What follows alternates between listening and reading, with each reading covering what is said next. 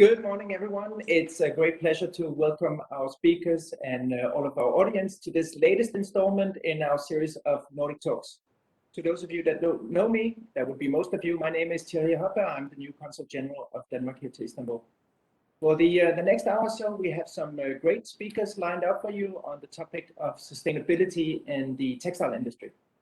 Now, I think that most of us instinctively know that the textile industry is challenged when it comes to sustainability. Let me give you an example. I was just reading the other day that an estimated fifth of the world's industrial water pollution actually comes from the textile manufacturing. I think any way you choose to look at that, that is an absolutely staggering proportion.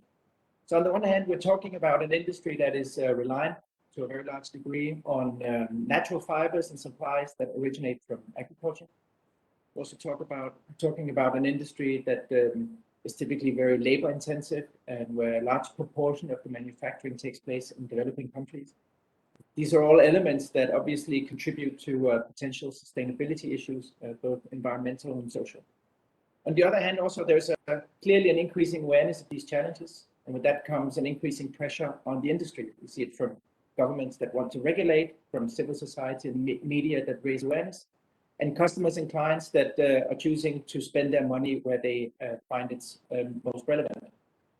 So you won't be surprised to hear that a recent survey that was conducted among Danish fashion and textile companies showed that they largely expect sustainability not to be a parameter, but to be the key parameter for their future success. So you put these things together, it's quite clear that changes in this industry need to happen, and also that changes will happen. I personally believe that we're only seeing the tip of the iceberg today. We haven't come to that watershed moment yet where a fundamental change has occurred. But once that happens, I honestly think that changes will happen quite quickly, and that companies that are not prepared for this, well, they will be acting too late. So add to that also the issue of greenwashing, you know, these more or less deceptive steps on the part of companies that try to give the impression that they are green.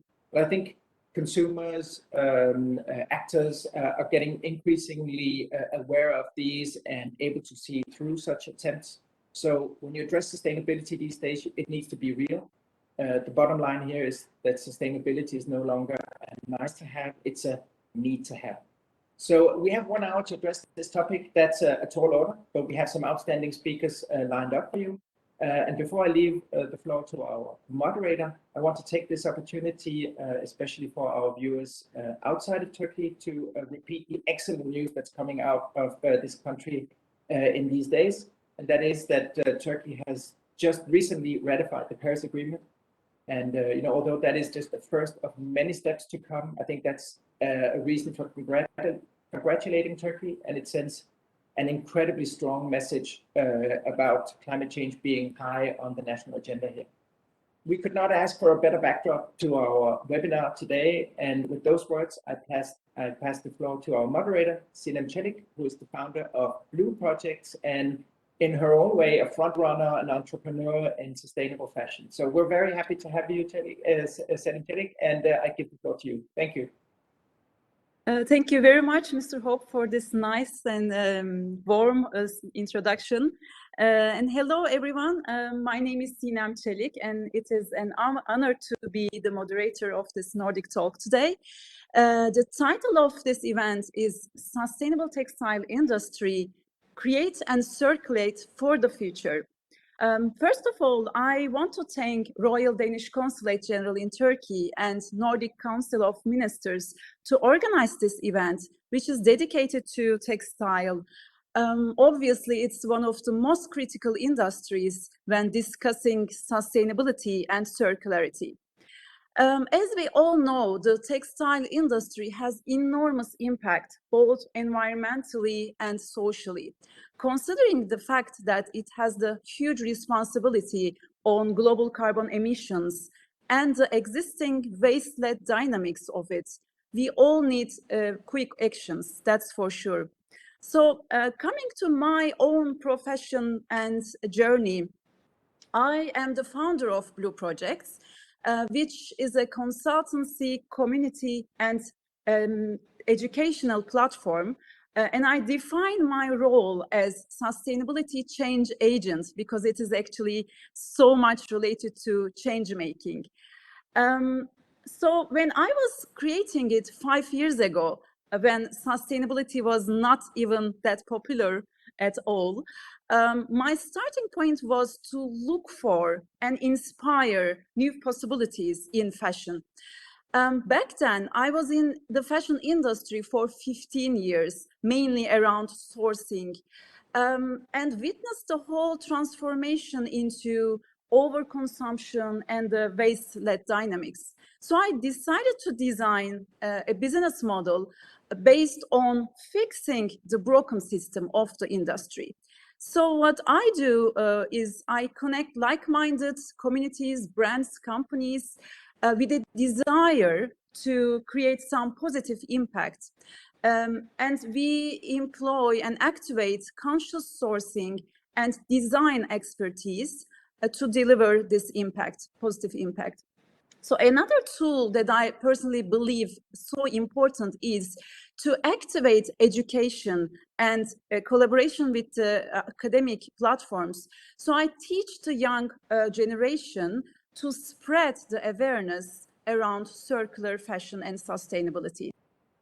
The long existing model of complex supply chain is not working actually. So it needs optimization and evaluation based on carbon footprint. And the Green Deal and new regulations around carbon tax are pushing the industry for new strategies. And the second one is the scarcity, and it is so ironic to even mention this term while having this problem around waste. And the third one is the reliability, just like Mr. Hoppe mentioned about greenwashing, because we know all the actions and goals we've been listening from the majority of the industry for many years. However, the result and the data showing us that we are not counterbalancing its impacts. So what I've experienced within this last 5 years of my career around sustainable fashion is the most important part of the whole structure is collaboration and partnerships.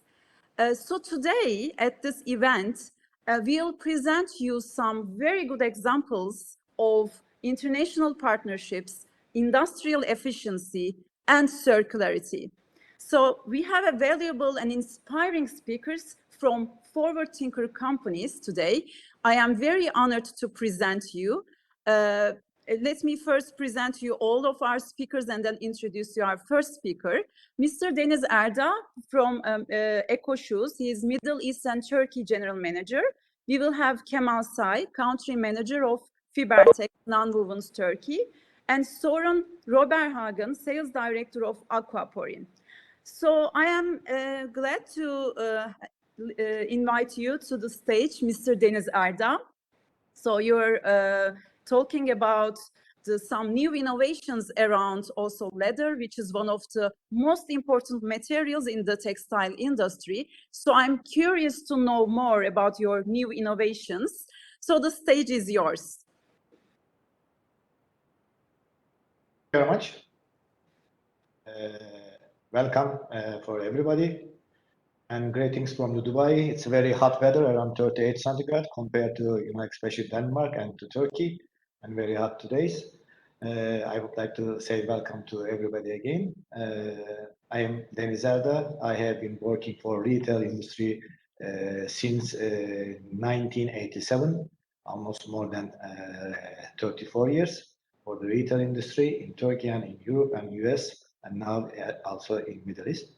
And today I would like to mention about a bit eco and sustainability. A brief update about eco. Eco was founded in Bredebo, Southwest Denmark in 1963 by Berthe and Carl Tuzbek, second and third from the right side. And today eco is a really big company. Number of the employees more than 22,000, especially majority of Eco's workplace works in the production. And from the beginning, caring for the world we live in. From the very beginning, our founders, Bert and Carl, were guided by a set of the principles which enshrine sustainability. I am proud that the result of these principles can be found in every aspect and corner of our company. It is updated from time to time, of course, but at its core is 3 commitments. What is these 3 commitments? Our company values people. So the well-being of our employees is front and center. Respect for each person who works to make Eco the best shoe company in the world. Our code of conduct ensures that sustainable business is made economically viable at the same time by making the right investments in the quality at the right time. Honestly, no business is sustainable if it is not economically viable. Social responsibility. We strive to maintain the highest ethical standards in everything we do in relation to employees, local committees, and essential consumers, business partners, and authorities. Ethic means the moral principles that govern a person or corporation behavior. Maintaining social responsibility for our community and our consumers is at the center stage. Today's consumer want products that reflect the highest level of ethical fulfillment. During the pandemic, we clearly saw consumers reward companies who fulfill their obligation as global citizens. To the environment, it means that as custodians of the planet, of the world we all share, we have ethical and moral responsibility to reduce our footprint and thereby limit the impact of our activities. To economic viability, the misconception is that sustainability has an economic cost, of course. However, when you do it right, it actually leads to economic viability by creating smarter and more productive ways to work, and of course, cost savings. That's how we secure the future of our company, our employees, and last but not least, our world, of course. In 2020, ECO published a clear plan for the specific environmental goals the company is pursuing. ECO indicated a clear path reflecting the specific environmental and sustainability goals. First, in 2024, our ECO HQ will be energy neutral. Then in 2026, our target is to reduce landfill waste by making 90% of waste recovered and recycled. By 2028, we aim to dependent from fossil fuels and totally energy neutral.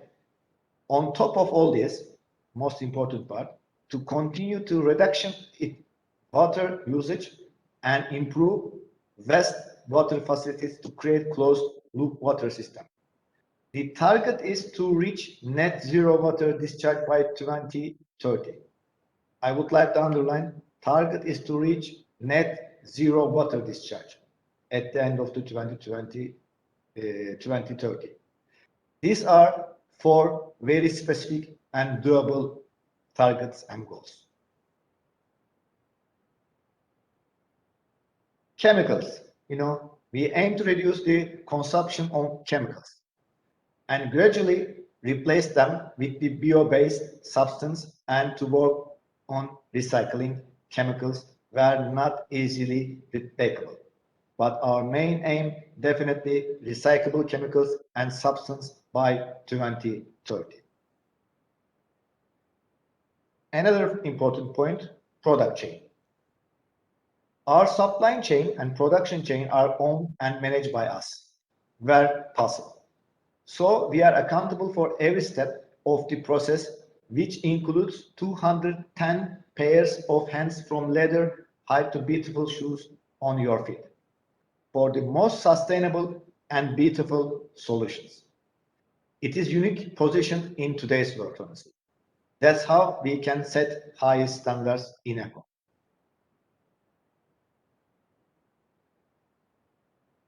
We strive to reduce our impact on the planet every day.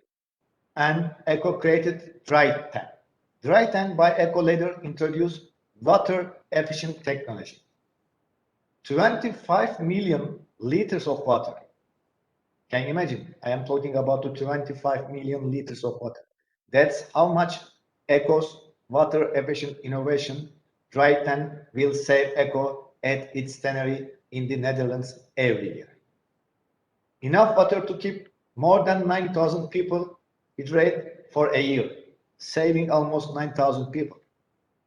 And can you imagine if more companies, 1,000, 100,000, 10,000 companies followed this way, millions of people, saving the, yearly water what they need. Of course, according to figures from the WHO. A considerable reduction in the discharge of wastewater and used chemicals. And you begin to understand the magnitude of the new tanning method, launched by ECO at 2019 World Water Congress in Tokyo. Now I would like to show the video about the letter.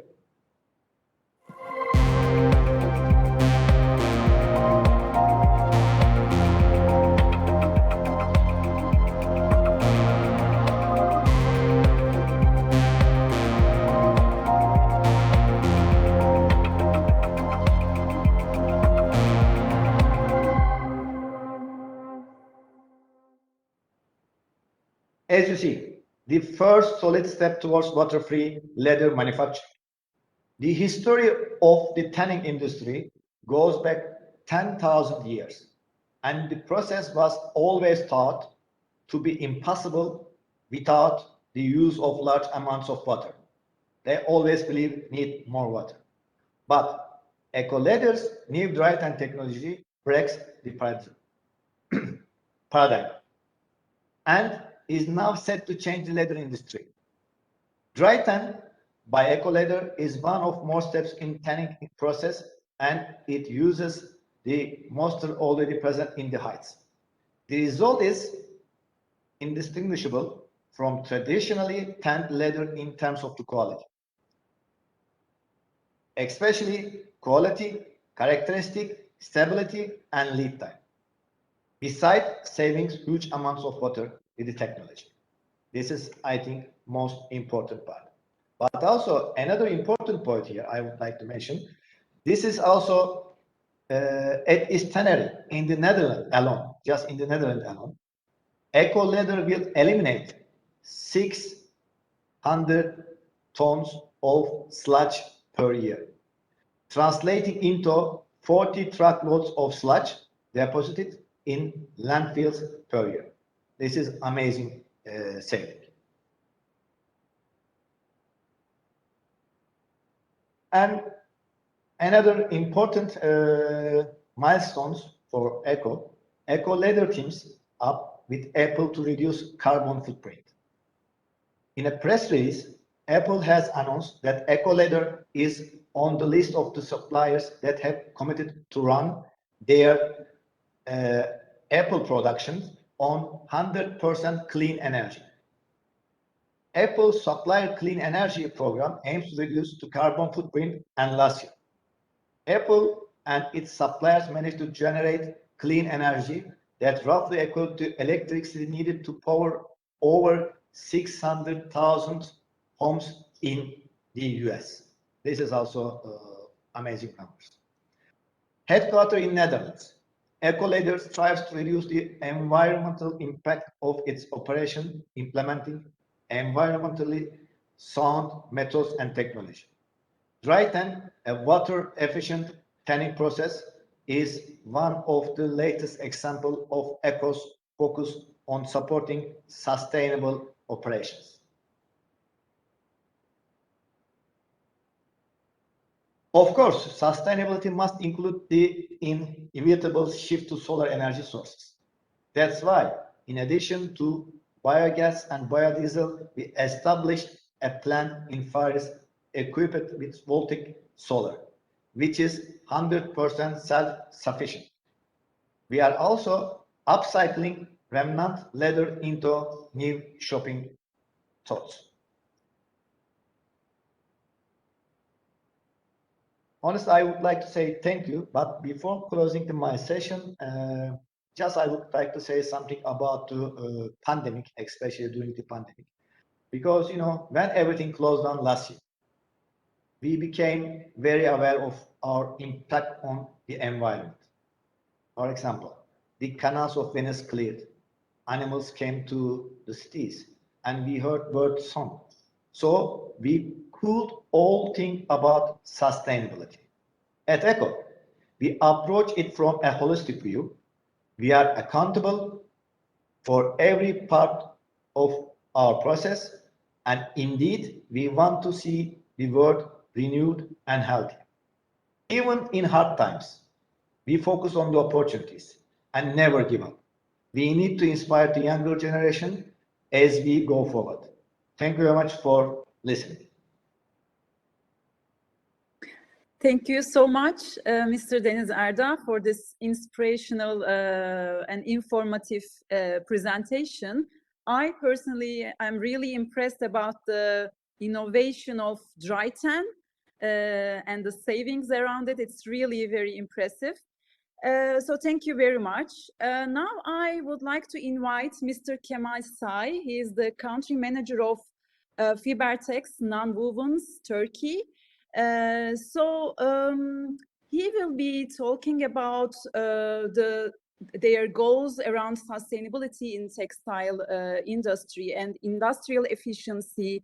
And also a very important point is the supply chain, because it's everything is related to transparency of supply chain. So stage is yours, Mr. Kemal Say. Thank you very much. Welcome, everybody. My name is Kemal Say. I have a university degree at Political Science and Administration in French. And I have an experience in textile sector more than 25 years, from production to retailing. My speech is not only focusing on what Fibertex is doing, but in generally about the sustainability in textile. In the past 10 years, my main objectives were digitalization and Industry 4.0, which are now shaping the whole life and industries. 5 years ago, when the company I was working for, accused by Fibertex Nonwovens, group company of Skov Group located in Denmark, my vision and mission have reshaped through and with the notion of sustainability after taking the whole responsibility of an industrial site, driven by Danish way of making business in Turkey. As this is naturally in our genomes, to sustain our generation, survive and continue a life in a safe, comfortable era, it was a little bit surprise for me and non-logic to push people for a sustainable world, because no world, no life. If you don't have a seat at SpaceX, or if you are not cousin of Elon Musk, but it is very clear that people live like no end of life, as they consume that there is no end of resources. The notion of sustainability and sustainable growth means, very simply, to make production and consumption while protecting the rights and resources of the next generation. Unfortunately, we are in such situation that the resources will not enough, even for our own generation, if we continue to act as we are doing now. Every minute, in every single second, we hear about the natural disease, news about pandemic, that I'm not only talking about COVID, but several others. Melting of glaciers, hole in the ozone layer, global warming, drought, hunger, all kinds of inequality, child labor, women exposed to violence, etc. What the humanity needs to stand up and look at to the mirror to see how we have changed all we have in hand and why we are still doing the same. One Albert Einstein's famous line was, insanity is doing the same thing over and over again and expecting the different results. It is time to change first our way of thinking and raise public awareness about what is happening now. None of us has any excuse to remain indifferent to this situation. You cannot say you haven't heard about it or not faced with its results. What role we have in this matter? This is important and sophisticated question, and answers are diversified. thanks to the organizations that prepared us roadmaps to follow what and how to do. Of course, the biggest well-known is United Nations 17 Sustainable Development Goals and its hundreds of subtitles, plus the policies such as EU Green Deal. I will not go deeply into all these goals and their meanings, as our target is to talk about sustainability in textile in 15 minutes, as 10 minutes left for me after introduction. There are three main parts of my speech. The first one is the sorry about boring part with some numbers and bad news, unfortunately. The second one is now you're talking part about solution and proposals with some good practices. And the last part is, are you just talking or doing something about this, which I will give some examples from Fibertex sustainability studies and good examples from us. The textile industry, particularly fashion industry, produces and sells somewhere between 80 to 150 billions of garments per year. Fashion brands, mainly talking about the fast fashion ones, produce around 52 micro seasons, which means a collection per week. That's very nice to see new colors, new designs, isn't it? But maybe you are saying, so what? The main problem is coming now. On average, we only 7 times wear a garment before getting rid of it. Then 84% of total clothing ends up in landfills or incinerators. Because of its components, such as polyester, polypropylene, and all other oil-based fibers, it can take up to 200 years to decompose in landfills, not talking about the air pollution by burning them. This is just the start of the problems from the end. I will give you some more examples. 2007 liters of water used to produce one t-shirt from fiber to end process, because we need around 2,000 liters of waters to produce 250 grams of cotton. Textile industry uses around 93 billion cubic meters of water annually. This means 4,000 times of Como Lake in Italy. I think everybody knows the Como Lake, a nice place. 20% of the wastewater is produced by our sector, unfortunately. Another hazardous issue is washing the garments. Washing synthetics releases an estimated 500,000 tons of microfibers. Almost half of this is the microplastics going into the oceans each year. But don't worry, we are collecting back these fibers while eating delicious fishes full of synthetics. So it's in us. Let's come to the best topic, greenhouse gas emission. Greenhouse gases are in the Earth's atmosphere that trap the heat. They let the sunlight pass through the atmosphere, but they prevent the heat that the sunlight brings from leaving the atmosphere. Result, global warming. The main greenhouse gases are water vapor and carbon dioxide. This is why we say carbon footprint when we talk about the greenhouse gas emissions. 10% of the total carbon emissions comes from the apparel industry. Per tons of textile produced, 15 to 35 tons of carbon dioxide are being generated. And as some countries are running out of it now, around 340 million barrels of oil are used each year in the production of textiles. One example, if you wear a garment 5 times only in its life cycle instead of 50 times, we create 400% more carbon emissions. For the people who doesn't like to hear the bad news, they can keep plugging their ears, and because the boring part is not over yet, unfortunately. Waste is another main problem of the industry, even not talking about the waste of production. 5% of total waste in our landfills are textiles. 18.6 million tons of clothing will end up in landfill. I think in the near future, we are trying to grow t-shirt and jean trees, and maybe soon we'll start frying shirts instead of fries, because there will be no place for agriculture. Chemicals, about 3,500 chemicals substances are used in textile. and 1/4 of them are classified as hazardous for human health. And it is estimated that about 20% of global water pollution is caused by dyeing and finishing textile products. No time to talk about global problems of working hours, health and safety conditions, child labor problems, etc. I mean, it will be a very long speech if we continue like this. Now, before losing my career in textile, let's stop giving these disturbing numbers that everyone knows and move to some good news. But especially for the producers, please keep in your mind, new demand of the consumers will take care of all these numbers which affecting on all our life. And textile manufacturers have to take actions as soon as possible if they want to survive in the jungle. Okay, welcome to the now we are talking part. First, it is very clear that textile industry with its all components, from conventional textile to technical textile, yarn to garment, household to hygiene, has a great role on social and economic life of world. 430 million people are working in the textile industry globally, and only apparel markets GDP is around $1.7 trillion, which is around 2% of the world's GDP. This structure, that grand organization, should not be stopped or changed totally in one day. So how we are going to combine health, wellness with delicious food, which might take you over 100 kilos.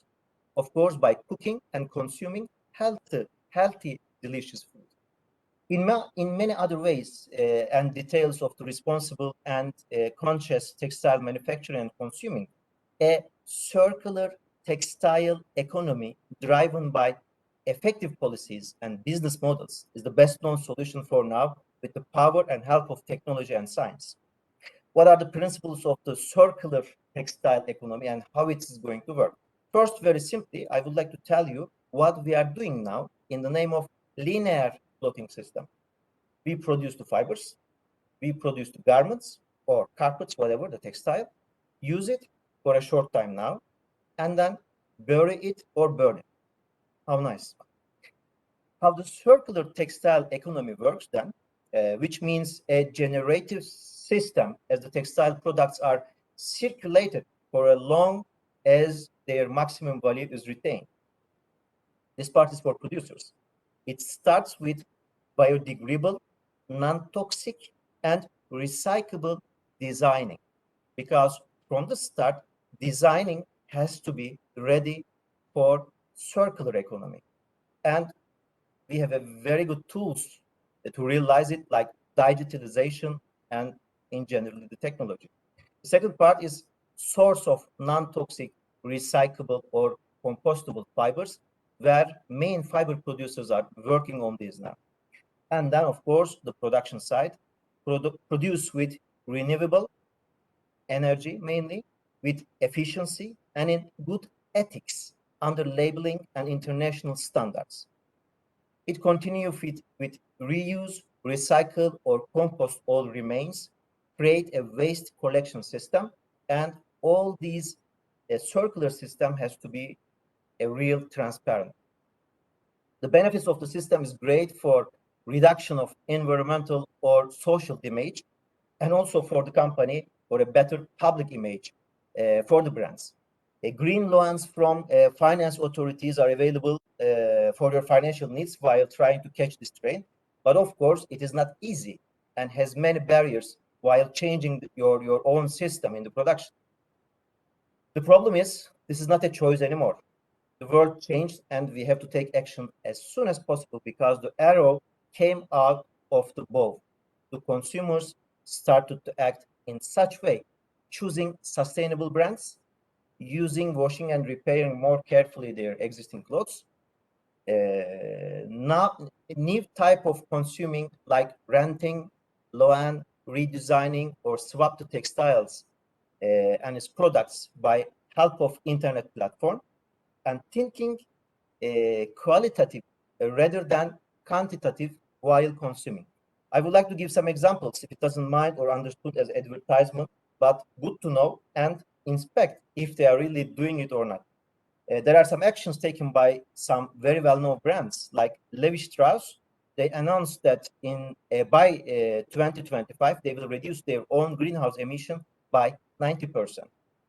HLM establishing a plan to use 100% renewable energy by 2040 and fully generate a circular production model. Inditex Group declares a plan of collect, reuse, recycle of the garments in their stores. And an example from Turkey, Blok Moda, the producer of knitted garments, by using the digital sampling and showrooms, which means less water usage and less carbon emission while sampling process, where they don't produce any more samples, the real samples. And here is the last part where I'm going to talk a little bit about Fibertex initiatives in this manner. We are producing almost, as a group, almost all types of nonwovens that you are facing in every part of your life, from the roads you are driving on to cleaning of your babies with wipes. We enable our customers to create high performance and sustainable solutions that improve the quality of life for people.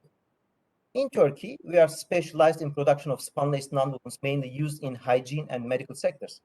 As group companies, and particularly in Fibertex, the awareness of sustainability and sustainable growth is very high after all our training studies. With this understanding, we create a new path for ourselves and made it a strategy to take actions that will affect all aspects of sustainability. First, a sustainability committee established 2 years ago in order to follow up group policies and create the local sustainable culture in Turkey facility.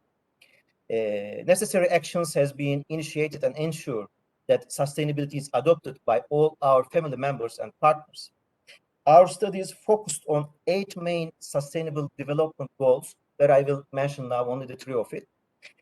Responsible production and consumption. We are focusing on efficient production, waste control, recycling, and compostable materials usage studies. The upgrades continue in the company in this manner. Affordable and clean energy. The studies on renewable energy usage is in progress. After the first greenhouse gases emission generated, our first objective was to cancel fossil-based energy usage in the next 10 years, at least in Turkey. Decent work and economic growth is very clear.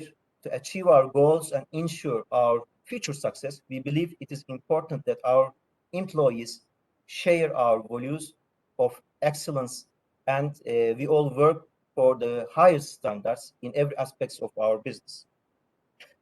I'm just going to finalize with some of our short-term targets in the company. More studies in group level on 3 main aspects of sustainability: environmental, social, and economical sides. Reducing CO2 emissions at least by 10% in the next 1 year. To convey the understanding of sustainability to all stakeholders. Developing the projects of Green Factory and start investments by 2023 under confirmation of control of headquarters, of course. And carrying out integrated reporting that I would like to mention that Fibertex Turkey is now founding member of Integrated Reporting Foundation Turkey in order to share results with stakeholders. Integrated reporting is consolidations of all reports about your carbon emission, your code of conduct, and all other issues about sustainability in one report. So it's very important. I'm not going to continue with all our long-term strategy, but I can only summarize it by water saving, clean energy usage, emission reductions in the name of environmental aspects. So I hope it was not so fast, but the time is not enough to talk about generally about sustainability. It's a rocket science talk days maybe. Only finally I can say that we have to take action, not only talking but taking action as soon as possible in our companies and in our life.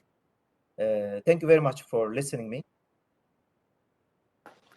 Thank you very much, Mr. Sai. That was very interesting, really, and also good to revisit all the striking facts about the impacts, review them, but also listen from your side the new possibilities and your organization's new innovations and the link of them with the Sustainable Development Goals. So thank you very much. And now we will have Mr. Søren Robbenhagen. He is the sales director from Aquaporin.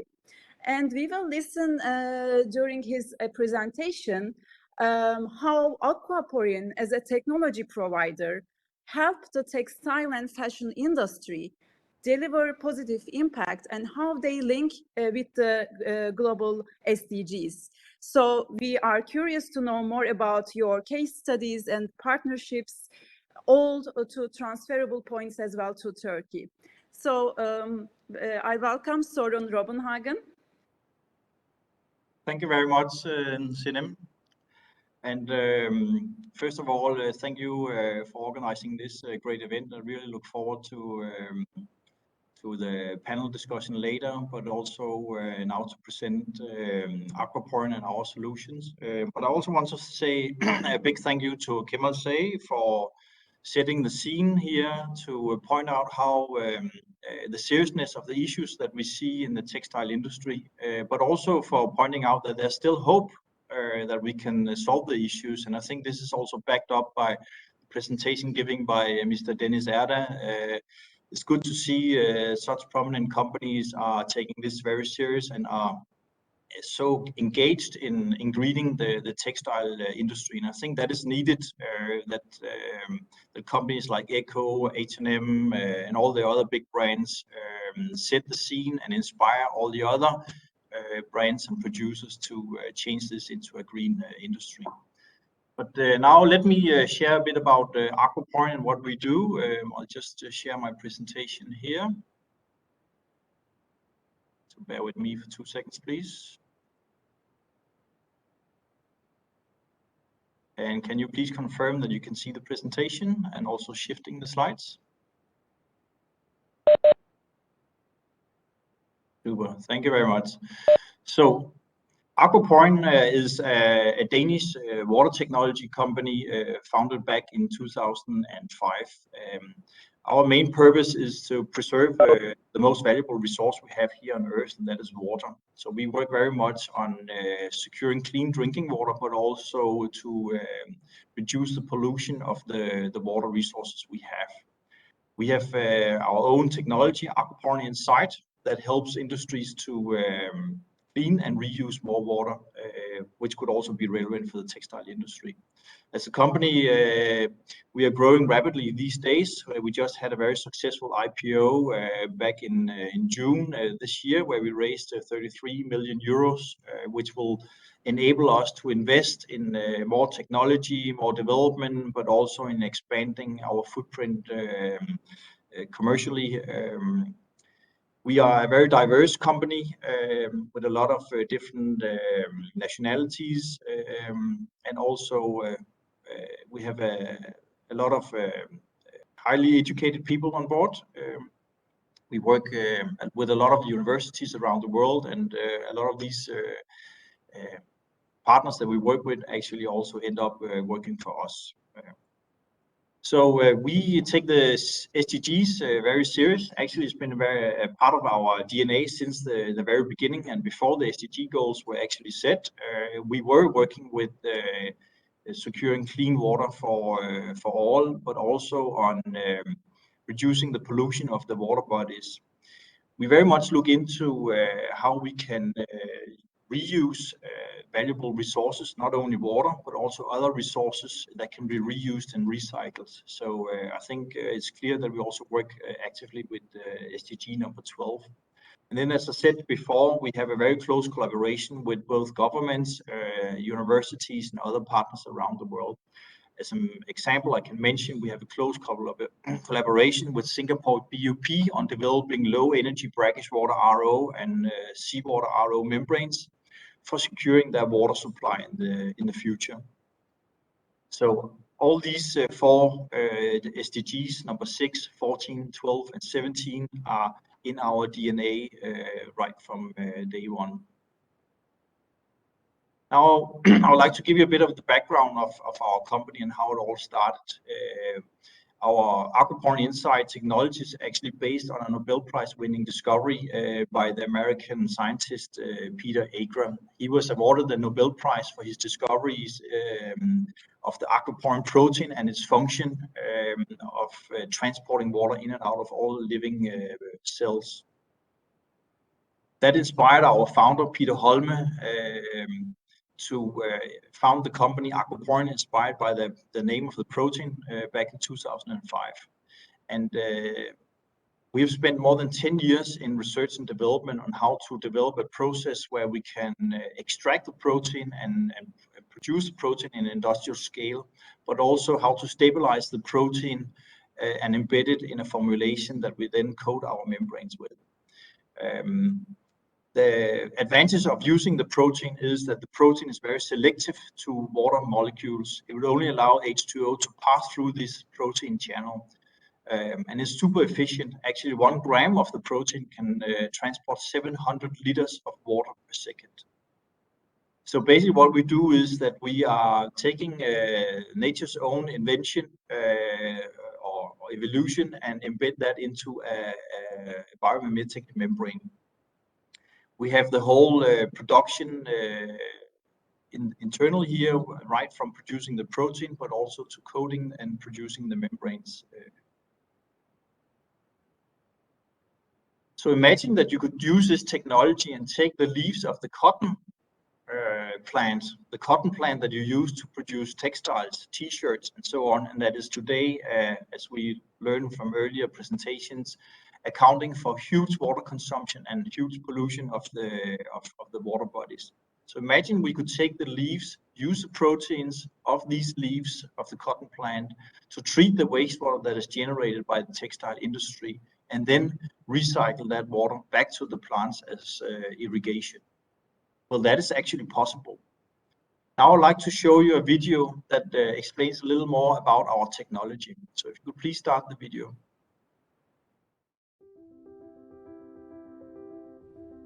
Many industries such as textile, semiconductor, and automotive are massive water consumers and polluters, often in areas where water is already in short supply. As a result, factories are under increasing pressure from governments, local communities, and consumers to use less water and minimize pollution. Industry wastewater often has a complex composition, with many toxic chemicals and low biodegradability. The good news is that Aquaporn has a forward osmosis solution which solves many of these challenges. So how does this forward osmosis solution work? The key is Aquaporn's patented membranes, which separation layer has aquaporins embedded, the proteins responsible for transporting water in all living cells. They ensure that only water can pass through the membrane, while unwanted compounds are rejected. By means of osmotic pressure difference between both sides of the membrane, the wastewater gets concentrated, while the draw solution gets diluted with the extracted clean water. A recovery system then separates the clean water from the draw solution. The recovered clean water can be reused, while the concentrated and reduced volume of wastewater can be disposed and sent to waste management. If your plant uses a zero liquid discharge system, the improved recovery rate also helps you cut energy cost, since the volume of concentrated wastewater that your evaporator needs to process is reduced. As you can see, forward osmosis allows you to minimize waste and reuse more water. Moreover, it helps simplify your treatment process while reducing costs. It even takes up less space than other treatment systems. What's next then?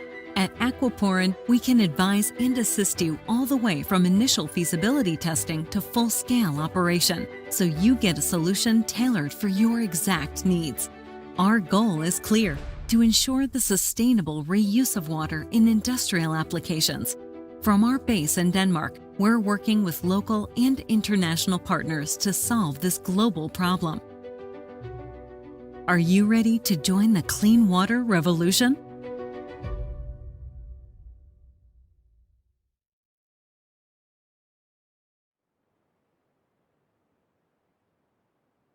So how do we work with the fashion industry? Well, we have actually just earlier this year joined the Fashion for Good program, their South Asia Innovation Program. That is a program that is taking top manufacturers in India together with investors, innovators like ourselves, but also the most important apparel brands, and bring them together to try and develop new technologies that can make the whole textile industry greener. So basically, with the production expertise of the factories, with the sustainable thinking of the brands and innovative solutions like from ourselves, we can together set new trends in the textile industry for sustainability. The program runs over about a year, and the purpose is to create pilot projects that can prove the concept of these new technologies. We're very proud to be part of this. What we want to look at in India, and what could also be relevant for the Turkish textile industry, is to see how we could make these traditional wastewater treatment schemes more efficient and using less energy, and also save more water. Traditionally, you have fabric dyeing, then thereafter you have your wastewater, your raw wastewater that is going through a number of steps like primary treatment, secondary and tertiary treatment. And when you have zero liquid discharge, then it goes into evaporators and crystallizers.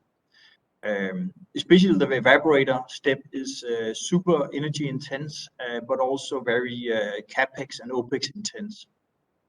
What we can do is that we can take the reject from the RO systems and reduce the volume that goes into the evaporator with our FO technology. That would help reduce the load on the evaporators and cut the cost. But more importantly, it will also help reduce the carbon footprint.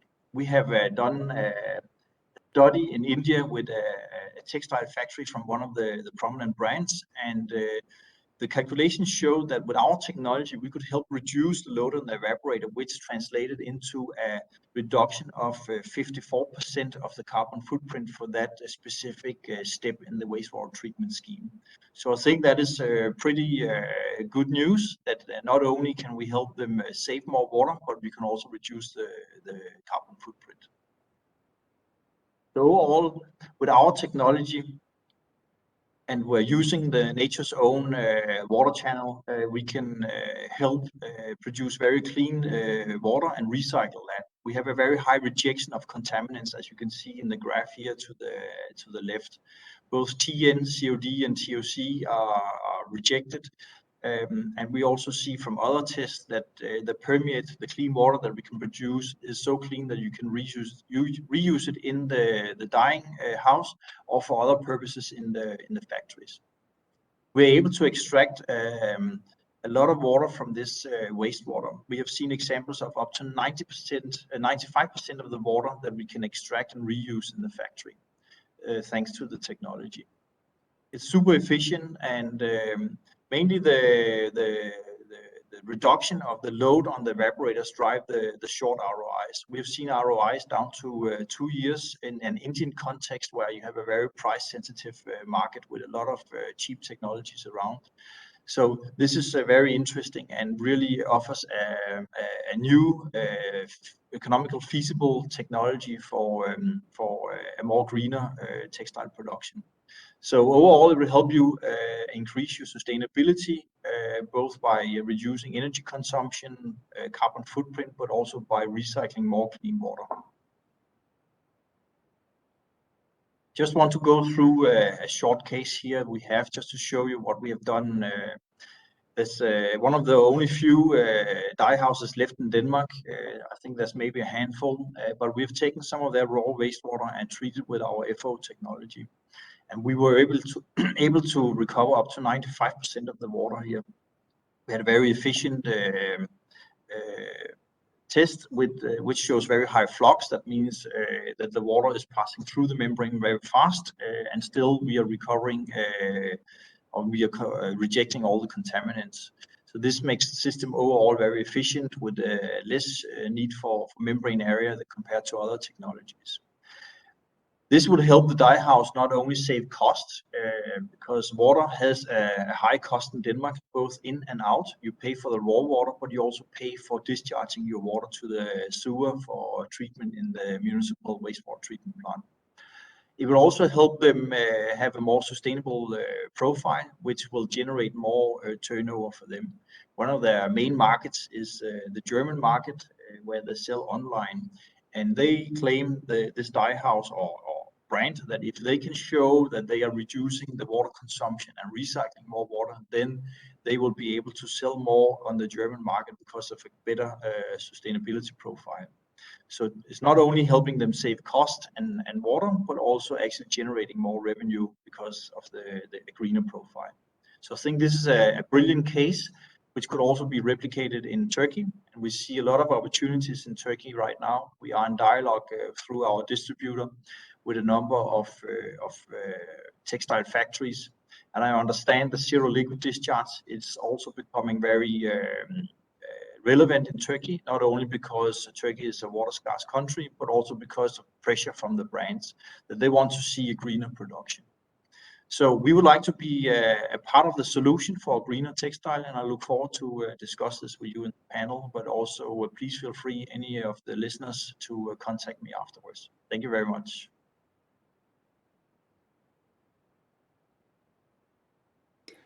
Thank you very much, Mr. Robbenhagen. Another very inspiring presentation. And I think it's great to see you as a solution provider, but also the solution is inspired by nature. So that's very interesting.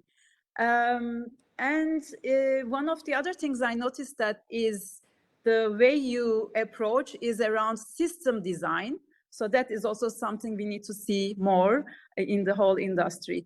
So thank you very much for all our speakers. We have a few notes and questions. So before starting with the roundtable discussion and some final words, first of all, I wanted to share for our listeners, because we didn't have the translation during this event, we will have a YouTube link with the subtitles available because we do the recording, so you can also enjoy all the Nordic Talks from YouTube as well. And one of the questions was for you, Mr. Sai, because you shared so many facts. You said depressing, but this is the reality. I think we need to tell more and more to have more realization and spread all the impacts. So the question was, so how can we find all these facts? From which media you got this information? Can you share with us, please? Of course. I mean, it's very easy to find it everywhere now because these are the major problems. So if you write anything about this to Google, you can easily get them. But the first area that you can collect the right information should be United Nations webpage, plus EU webpage about Green Deal and all other issues. And particularly in textile, if you want to learn something, it's everywhere in the internet. But also after the session, it's honor for me to participate all these numbers resources with the links. Great, thank you. And another question is again for you, Mr. Kemal Say. Where does the R&D and development of new materials take place in sustainable textile ecosystem? That was from Şule Güner. It starts from the fiber side because all these textiles are forming from the fibers. So the first R&D studies had been done in the fibers side about the compostable or recyclable fibers. But also, in generally, everywhere in the textile, we see the R&D, such as I have mentioned in my presentation, that sampling process is a huge process for textile, especially the apparel industry, because before putting your goods into the market, you are producing some samples for your customers. So such as making them digitally and not using any part of fibers or waters during that is a big R&D job. Also, again, on the showroom side, production side, efficiency side, everywhere you can see these R&D points. So this is an endless issue. You cannot say only in this part of the textile industry there is a R&D, but it's in everywhere. So true. So that's why we always emphasize the importance of holistic mindset, where we need to especially go back and start with the design step before even moving on the further steps with the sourcing and the production. How it was designed with the end in mind is very crucial for our industry.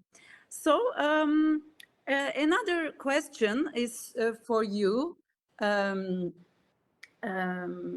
Sorry, just a second. Mr. Deniz Erda, that question is for you. So to spread the awareness for the younger generation is very important. For there are some platforms dedicated to this type of collaborations by means of education and academic partnerships. So actually, both for you, Mr. Deniz and Kemal. So do you have such plans or anything about the communication or educational collaborations in your facilities? Mr. Deniz Erda, we can start with you and then. Okay, thank you. Honestly, our HQ is working on it for with more details. But as I said, you know, we need to inspire the younger generation as we go forward. And also, we must never forget to our competitors, other business, and the young generation are all watching us. They are watching our movements and plans.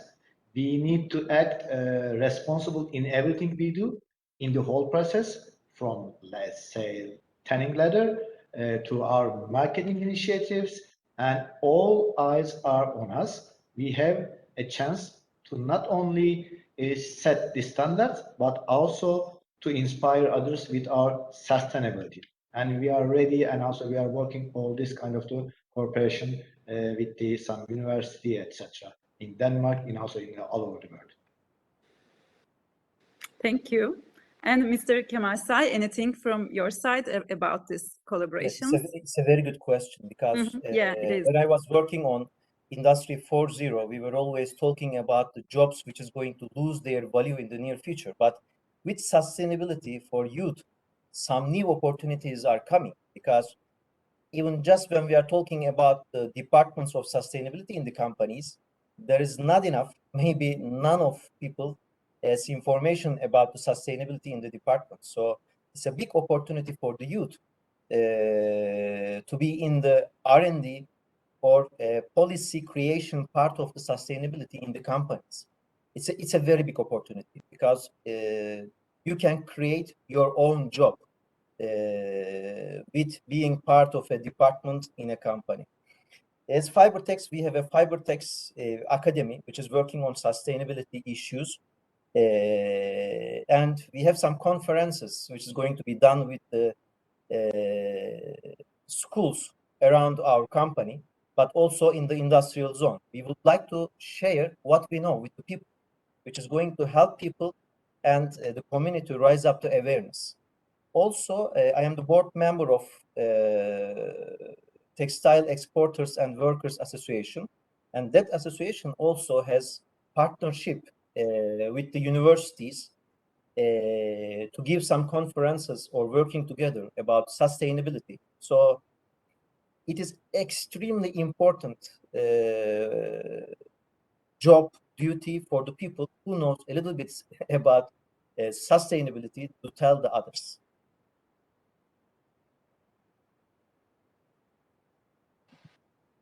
Thank you very much. And yeah, very good projects around education and spread awareness. And one nice example was also from Aquaporin, as you mentioned, also about fashion for good, and you also have an academy. So that is all very good to see. You already have all these things happening. Listen to very inspiring presentations, and we learned so much today. So I would like to ask you all, it's, I think the most important part is to act. Because we are inspired, but more important is how we will act as a collective soul. So I would like to hear from you, like final words, a few words about how can we act towards a sustainable development from a holistic point of view. You explained it during your own talks. But considering especially in the post-COVID age era, so how would you invite our listeners to act? Mr. Deniz Arda, we can start with you. Thank you very much. And as I said during my presentation, we could all think about sustainability. And eco perspective, we approach it from a holistic view. We are accountable for every part of our process. And indeed, we want to see the world renewed and healthy. Even hard times, we focus on opportunities. And as I said, never give up. Because as I mentioned during my presentation again, we need to inspire the younger generation as we go forward. And this is, I think, most important part. And definitely, we must be inspired to them. Thank you. And Mr. Kemal Say? I can only say that if you want to see or watch the doomsday only in the science fiction films, take care of your environment. So this might be the sentences lastly I can say. So true. And you, Mr. Robenhagen? Thank you. I think in the textile industry, we can do a lot. And I think it's very important that we create these partnerships across the value chain. It's super important to both have brands, factories, technology providers to work together to find new greener solutions. You cannot, as a brand, just point fingers at the factories and set targets for them to make a greener production for you. You need to act and to engage as a brand. But the factories also need to engage the technology providers so that we together can find solutions. And we all need to invest in exploring these new technologies, because the water industry is super conservative. And if you're conservative, then nothing will happen. So we need to change the mindset of the water technology and be a little more open to new innovative solutions, like what, for example, we can present, and to try and test these out in the factories. This goes just not only for water treatment, but for all processes in the textile industry, including the dyeing process, energy production, and everything that you need in your textile production. You need to look at more innovative solutions across the whole value chain. Thank you very much. And from you, Mr. Hoppe, because you also have this quote from a background of you, inspired to act. Any final words from your side? You're catching me a little off guard. I mean, we try to do what we can by making these opportunities for allowing people to talk about these things, to have the exchange of experience and best practices that we have like this. I think that's probably what we can do as a mission. Bring people together, have the dialogue. That's what we can bring to the table. That's, I think, a very good part, and the most important part, to enable to be shared all these forward thinkers and inspire others to also think about positive impact. So I want to thank you all for your participants and giving us the chance to talk about this further future innovations of the textile industry. For my own personal background and history, I am always inspired by this Scandinavian and Nordic mindset, and I learned a lot along the journey of my textile industry background. So I want to thank you all and hope this talk inspired all our listeners and create some change agents within yours. Thank you so much.